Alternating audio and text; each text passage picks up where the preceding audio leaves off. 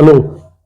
आज हम एक बहुत ही इंपॉर्टेंट टॉपिक पर बात करने वाले हैं, कैलकुलेशन ऑफ असेंडेंट, जिसे हिंदी में हम बोलते हैं लग्न स्पष्ट करना। अब यहाँ पर मैं जो टर्म्स यूज करूंगा वो इंग्लिश टर्म्स यूज करूंगा, मगर हिंदी वालों को भी वो समझ में आ जाएगा।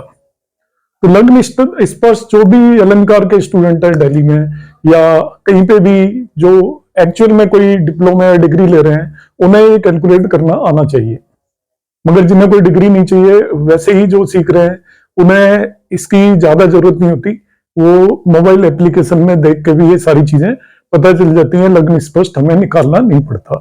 मगर यदि आपको आता है तो बेटर है। कई बार ऐप जो भी होते हैं उनमें रॉन्ग आती है वैल्यू उसकी असेंडेंट की, या लग्न और असेंडेंट एक ही बात है।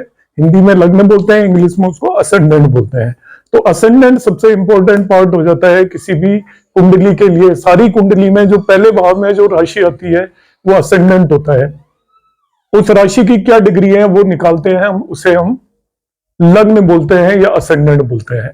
साइंटिफिकली या यदि असेंडेंट को हम समझें तो इस तरीके से समझ सकते हैं, ये हमारा पूरा का पूरा ब्रह्मांड है और ये सपोज होरिजन है। अब क्या होता है कि टाइम के साथ सारी राशियां यहां से ऐसे ऊपर की तरफ राइज करती हैं राशियां। तो जिस टाइम पे किसी नेटिव का बर्थ होता है, ये ईस्टर्न पार्ट में मान के चल रहा हूं इसको ग्लोब में, और ये वेस्टर्न पार्ट है।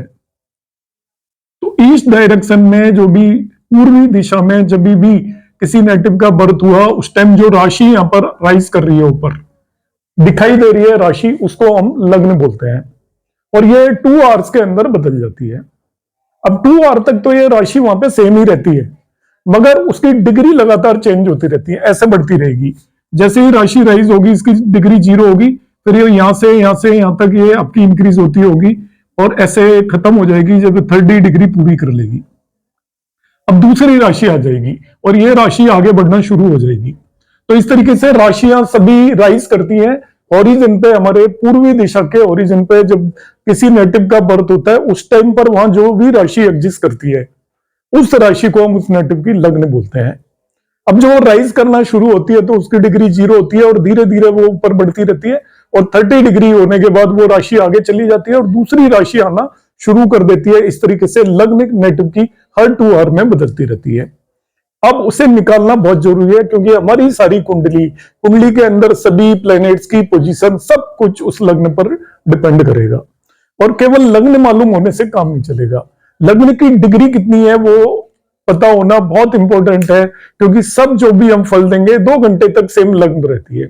अब 2 घंटे तक सेम लग्न होगी, यदि हम लग्न के बेस पर ही चलने लगे तो 2 घंटे में जितने भी लोग पैदा हुए उनका सबका एक जैसा भाग्य बन जाएगा। मगर सबका भाग्य एक जैसा नहीं होता। रीजन क्या है कि सभी की लग्न की डिग्री हर मिनट हर सेकंड बदलती जाती है। 2 घंटे में 30 डिग्री की लग्न बदल जाती है, तो 4 मिनट में 1 डिग्री चेंज हो जाती है लग्न में। और हर सेकंड में लग्न की डिग्रीज क्या होती रहती है, कुछ ना कुछ बदलती रहती है हर मिनट के अंदर। इसलिए अलग अलग लोगों का भाग्य अलग अलग होता है और लग्न की डिग्री आपको मालूम होना बहुत जरूरी है। अब मैं इसको निकालने का तरीका बताऊंगा। असेंडेंट मतलब क्या तो लग्न होगी, क्या उसकी डिग्री होगी, उसे हम लग्न स्पष्ट करना या असेंडेंट निकालना बोलते हैं। इसके लिए हमें क्या क्या पैरामीटर चाहिए, सबसे पहले आप ये नोट करिए। आप मेरा वीडियो एंड तक देखेंगे, मैं 4 ऐसे असेंडेंट कैलकुलेशंस आपको कराऊंगा। जिन्होंने भी एग्जाम देनी है वो ध्यान से देखेंगे तो मेरा सबसे आसान तरीका है, आपको बिल्कुल लग्न स्पष्ट एकदम क्लियर हो जाएगा, कोई भी डाउट नहीं रहेगा। तो इसमें क्या क्या हमें डेटा रिक्वायर्ड होता है करने से पहले, जिसे मैंने डेटा बैंक लिखा है। हमें कौन कौन चीजें चाहिएगी। एक हमें चाहिएगा date of birth, time of birth, place of birth. इन्हें लिख लें आप।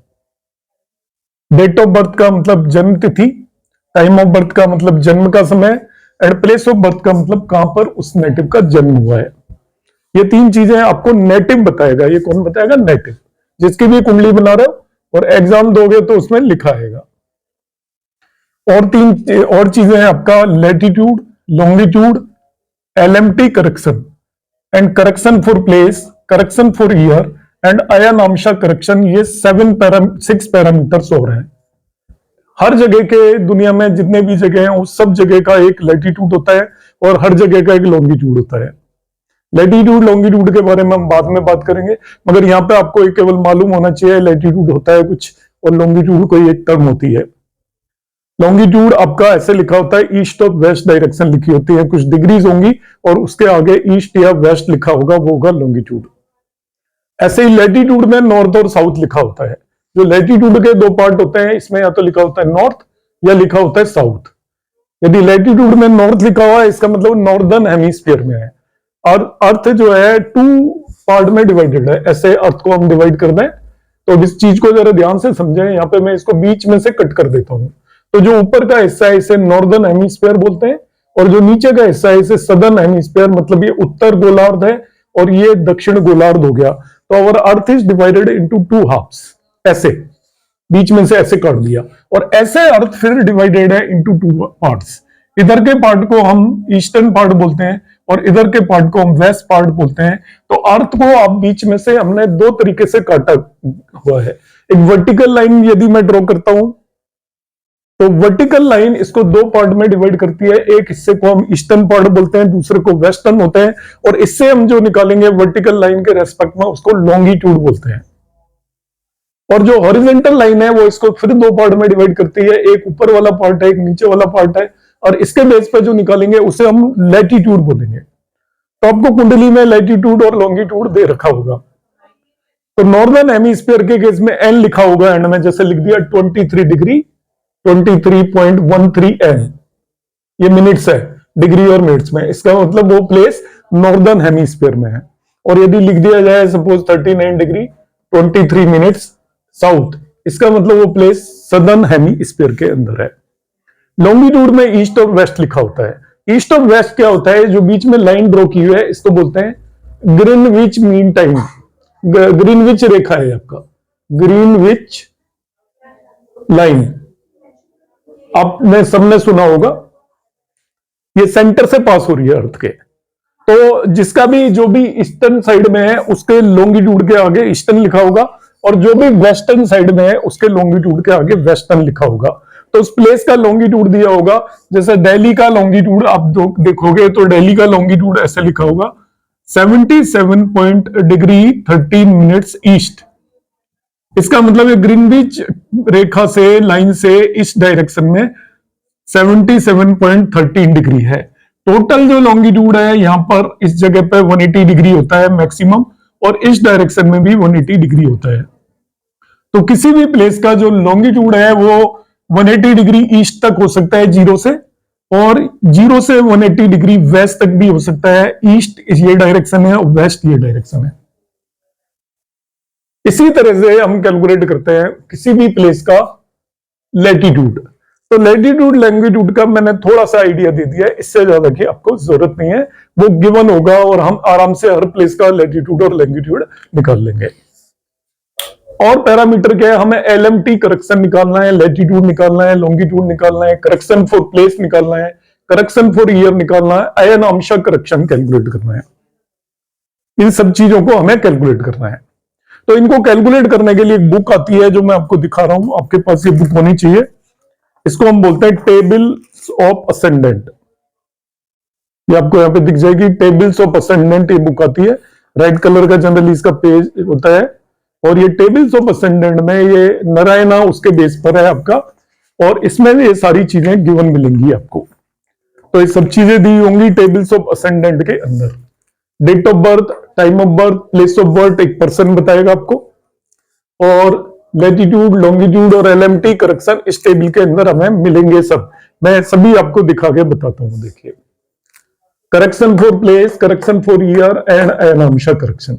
तो हम क्या करेंगे, लैटिट्यूड और लॉन्गिट्यूड क्या होता है, इसको आप खोलोगे तो अलग अलग जगह पर जगहों के नाम लिखे होते हैं, किस जगह का है, या पीछे आप चले जाओगे तो वहां इकट्ठा दिए हुए हैं हर जगह के। मैं बता देता हूं आपको पेज नंबर, यदि आप खोलोगे तो ये परमानेंट है बुक कि सपोज मुझे दिल्ली का चाहिए तो इसमें एक टेबल होती है एंड में, उसमें ABCD के ऑर्डर में ऐसे लिखे होते हैं।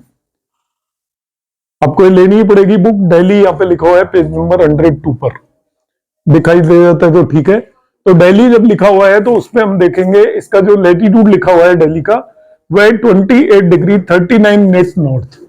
दिल्ली का क्या लिखा है, 28 डिग्री 39 मिनट्स नॉर्थ लैटिट्यूड है, इसका मतलब ये ऊपर की तरफ है इसके, और इसका लॉन्गिट्यूड लिखा हुआ है 77 डिग्री 30 मिनट्स ईस्ट।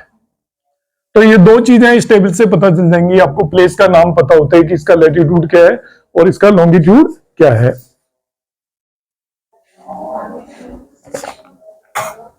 अब हम बात करेंगे एलएमटी करेक्शन। एलएमटी करेक्शन क्या होता है, ये आप मेरा एक वीडियो देख सकते हैं, मैंने ऑलरेडी अपलोड किया हुआ है, किस तरीके से कैलकुलेट करते हैं। तो एलएमटी करेक्शन के बारे में भी मैं थोड़ा सा बात करूंगा। एलएमटी करेक्शन की क्या जरूरत होती है और होता क्या है। हमारे पास कोई भी नेटिव आएगा, आज की ये क्लास में जनरल चीजों के लिए ही कर रहा हूं।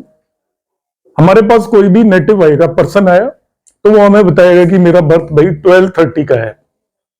तो पूरे इंडिया के अंदर एक टाइम जोन बनाया हुआ है, उसको हम इंडियन टाइम जोन बोलते हैं। ऐसे ही वर्ल्ड में अलग अलग जगह के लिए अलग अलग टाइम जोन बनाया हुआ है, तो वहां की जो घड़ी है उस टाइम जोन के हिसाब से बनाई जाती है। इंडिया के अंदर जो उज्जैन है उसका लॉन्गिट्यूड है 82 डिग्री 30 मिनट्स। ये उज्जैन प्लेस है इंडिया में।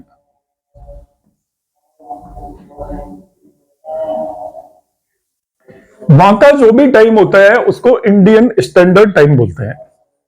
उज्जैन में जो भी टाइम होता है उसको हम इंडियन स्टैंडर्ड टाइम बोलते हैं, IST।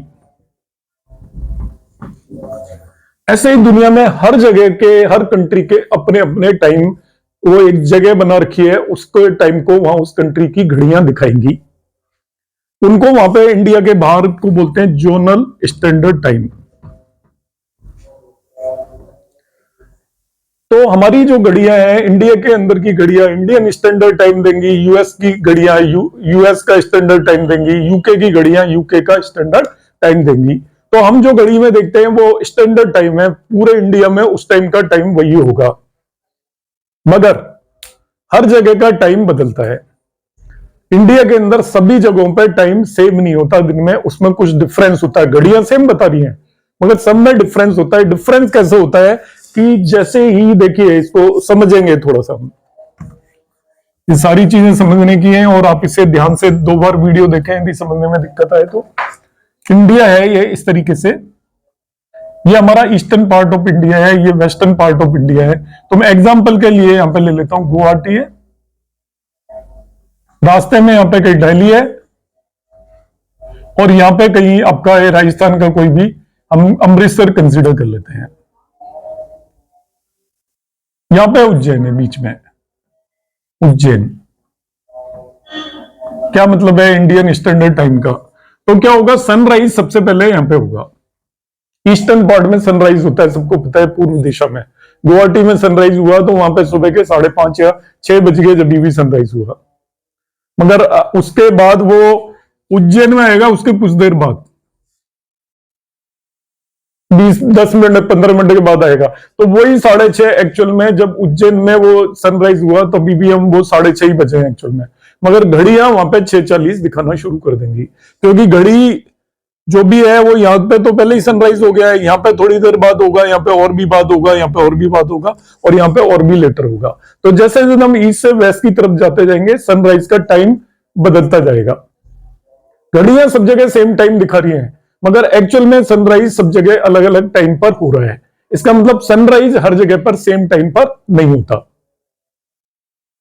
घड़ियां सेम टाइम दिखाती हैं तो सभी जगह पे एक्चुअल में सनराइज के टाइम में डिफरेंस है, इसलिए वहां के जो टाइम में भी अलग होगा, एक्चुअल टाइम अलग होगा, जबकि घड़ियां कुछ और टाइम दिखा रही हैं।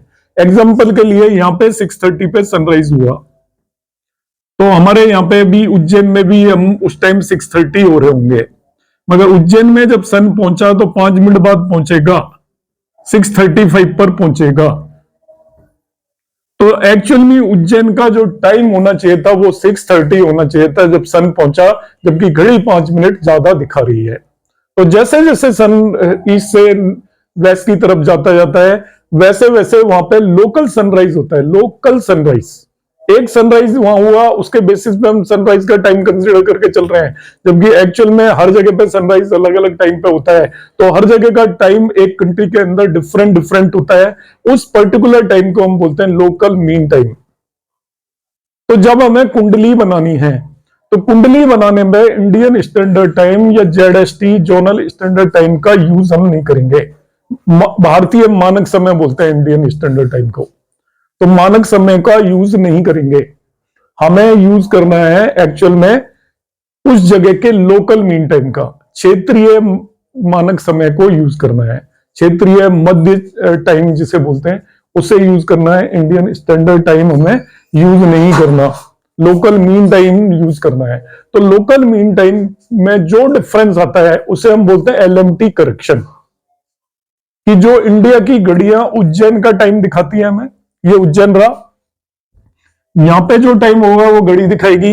यदि गुवाहाटी में कोई पर्सन बॉर्न हुआ है तो गुवाहाटी में जब तक सन यहां पे पहुंचेगा तब तक गुवाहाटी में 6:35 हो गए होंगे, तो वहां का एक्चुअल टाइम ज्यादा बढ़ चुका होगा। और दिल्ली में जो टाइम होगा एक्चुअल में वो वहां के टाइम से आगे होगा। तो जो दिल्ली की घड़ियां जो टाइम दिखाएंगी उसमें हम करेक्शन करेंगे, उसको हम बोलते हैं एलएमटी करेक्शन। एलएमटी करेक्शन जो इंडियन स्टैंडर्ड टाइम के करेक्शन में जो करेक्शन करना है वो आपको टाइम ऐड करना है या सब्ट्रैक्ट करना है, वो आपको ये बुक अपना आप बता देगी। यदि बुक में कोई टाइम पॉजिटिव लिखा हुआ है प्लस, तो वो आपको इंडियन स्टैंडर्ड टाइम में ऐड करना है, और जो माइनस लिखा है उसे इंडियन स्टैंडर्ड टाइम में से सब्ट्रैक्ट करना होता है, उसे हम एलएमटी करेक्शन बोलते हैं। मैं टर्म्स का मीनिंग बता रहा हूं आपको, निकालना क्या है वो तो इस बुक में होगा, मैं आपको निकलवाऊंगा सारे डेटा लेकर, सब बताऊंगा किस तरीके से हम असाइनमेंट कैलकुलेट करेंगे। तो एलएमटी और आईएसटी का डिफरेंस समझ लीजिए कि हमारी घड़ी जो टाइम देती है वो आईएसटी होता है, हम कुंडली उसके हिसाब से नहीं बना सकते। पूरे देश का आईएसटी सेम है मगर हर जगह का एलएमटी अलग अलग होता है, लोकल मीन टाइम। तो आईएसटी से हम उस जगह का एलएमटी कैलकुलेट करेंगे। उसके लिए हमें करेक्शन जो भी होता है वो उसमें टाइम एक करेक्शन करना पड़ता है, वो या तो ऐड करना पड़ेगा या सब्ट्रैक्ट करना पड़ेगा इंडियन स्टैंडर्ड टाइम में से, उसे हम एलएमटी करेक्शन बोलते हैं। और वो एलएमटी करेक्शन हर जगह का इस पर्टिकुलर बुक के पीछे वाले पेजेस में आप देखोगे, आपको लेनी पड़ेगी कैलकुलेट करना है तो। और जो ऑलरेडी कर रहे हैं स्टडीज वो उनको पता ही होगा, लास्ट के 100 पेज के आसपास ये सभी सिटीज के, वर्ल्ड के पूरे जितने भी मेन शहर हैं, सिटी है, उन सभी जगह का आपको लॉन्गिट्यूड लैटिट्यूड एलएमटी करेक्शन दे रखा है। उसमें यह भी दे रखा होगा कि आपको वो टाइम इंडियन स्टैंडर्ड टाइम या जोनल स्टैंडर्ड टाइम में ऐड करना है या सब्ट्रैक्ट करना है। यदि प्लस लिखा है तो ऐड कर देंगे और माइनस लिखा है तो सब्ट्रैक्ट कर देंगे। तो ये एलएमटी करेक्शन पे बात की। अब आता है करेक्शन फॉर प्लेस। हर जगह का प्लेस का भी करेक्शन करना पड़ता है, तो वो हर जगह के करेक्शन का प्लेस भी इसी जो टेबल मैंने बताई, टेबल ऑफ असाइनमेंट, उसमें सब कुछ लिखा होता है। यदि आपको दिख जाए तो देख लीजिए, ऊपर ये टेबल के कॉलम्स बना रखे हैं, ये मैं देखता हूं तो ये प्लेसेस लिखे हुए हैं पहले नंबर पे, फिर यहाँ पे दूसरे नंबर पे देखोगे तो लैटिट्यूड है ये आपका, नॉर्थ साउथ जो भी है, फिर ये लॉन्गिट्यूड दे रखा है। इसके बाद नेक्स्ट आपको यहाँ पे दे रखा है local time correction, LMT correction जिसे बोलते हैं, और सबसे आखिर में यहाँ पे दे रखा है correction for place, correction for place. तो ये चारों चीजें इस टेबल में दे रखी होती है, इस टेबल से आप आराम से इन्हें देख सकते हो, और हम उन चीजों को नोट कर लेंगे। जब भी किसी की भी असेंडेंट या लग्न निकालेंगे तो डेट ऑफ बर्थ लिखेंगे, टाइम ऑफ बर्थ लिखेंगे, प्लेस ऑफ बर्थ लिखेंगे, जगह का नाम जो है ना प्लेस, उससे लैटिट्यूड लिख लेंगे, लॉन्गिट्यूड लिखेंगे। एलएमटी करेक्शन कितना करना है वो इस बुक से मिल जाएगा आपको, और करेक्शन फॉर प्लेस भी इस बुक से उसी पेज पे मिल जाएगा। ये सारी चीजें एक ही पेज पे मिलेंगी। एक एफीमेरिस आती है, उसमें भी ये सारी चीजें होती हैं, तो हम एफीमेरिस का भी यूज कर सकते हैं। अब आ जाता हूं मैं last two, correction for year and ayanamsa correction. Actually हमको कैलकुलेट करना है पे sidereal time, sidereal time calculate करना है। असेंडेंट कैलकुलेट करने के दो पार्ट हैं, एक साइड रियल टाइम है जिसे शायद नक्षत्र टाइम बोलते हैं, हिंदी में शायद नक्षत्र टाइम बोलते हैं। तो साइड रियल टाइम हमें कैलकुलेट करना है, तो साइड रियल टाइम कैलकुलेट करने के लिए हमें सब चीजों की जरूरत है। तो करेक्शन फॉर ईयर, हर एक साल के लिए करेक्शन करना पड़ेगा, किस ईयर में उस नेटिव का बर्थ हुआ है। ये इसी बुक के पेज नंबर, जो रेड बुक है उसके पेज नंबर 3 और 4 पे लिखा होता है, आप नोट कर लें कि आपको करेक्शन फॉर ईयर कहां पे लिखा होगा। इस बुक को यदि मैं ओपन करूंगा तो इसका पेज 3 और 4 यदि मैं निकालूंगा तो हर एक ईयर के यहाँ पे करेक्शंस दिए होते हैं। एक टेबल गिवन होगी, कौन से ईयर में नेटिव का बर्थ हुआ है तो क्या करेक्शन होगा, आपको यदि ऊपर दिखाई दे रहा है तो इसमें पढ़ लें। ऊपर जो हेडिंग लिखा हुआ है साइड रियल टाइम है, table of ascendants, correction for year दे रखा होता है इसमें। हर एक ईयर लिखे हुए हैं और उनका करेक्शन यहां पे दे रखा है, करेक्शन ऑफ ईयर। इसके बाद आ जाते हैं हम अयनांशा करेक्शन, वो इसी के पेज नंबर 6 पर है। इसी बुक के पेज नंबर 6 पर आप जाएंगे तो आपको अयनांशा करेक्शन मिल जाएगा।